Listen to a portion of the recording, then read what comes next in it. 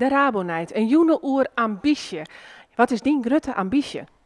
Ja, mijn grote ambitie is eigenlijk net eerst maar de allerbeste worden in mijn vak of het heegste bereiken. Ja, ik weet niet wat, ja, in mijn vooral misschien een eigen talkshow of zo.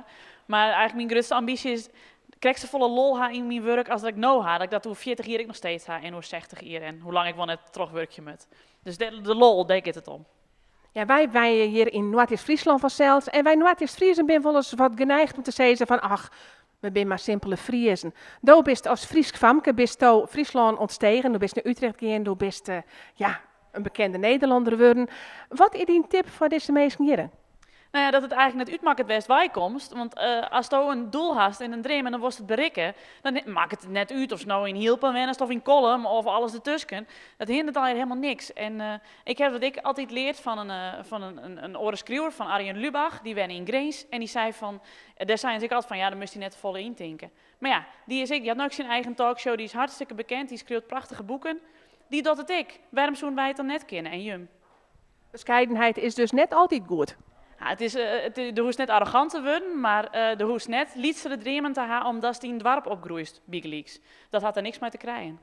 Nou, als we je van de jongen met Sipke-Jan Bouwsen met de Rabonite presenteren, kun je daar wat over vertellen? Nou, ik vond het een hele leuke joen. We hebben een hele nieuwsgierige gasten die het al een heel soort vertellen hoe een oer. Nou ja, ambities, hoe maken ze die weer en wat had ze daarbij nodig. En die ik al je mensen die hun eigen dream en heel goed weer maken. En ik vond het zelf ook heel inspirerend, want ik kon zelf ook bij nadenken hoe, goh, nou, wat dacht ik zelf eigenlijk, wat wil ik nog bereiken. Dus nee, wat mij betreft een prachtige joen.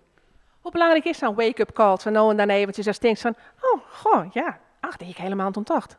Nou, ik denk dat het hartstikke wichtig is, want ik kies heel lang gewoon teruglipje en die dingen dwan, omdat de duistere limmen komt er altijd tussen terug. En dan vergis soms heel dol wat eigenlijk die dream weer. Dus het is heel goed om zo nou even te denken van, nou, ik heb mijn één libben, hoe ging ik dat invullen en doch ik eigenlijk nog wel waar ik gelukkig van word.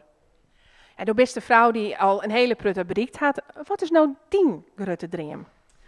Mijn grote dream, nou, ik zou het wel heel erg leuk vinden om een programma op televisie te presenteren wat zo te krijgen op mijn skiertnis, Big Leaks, andere tijden. Dat vind ik een prachtig programma om mensen via de televisie het een en ander te leren.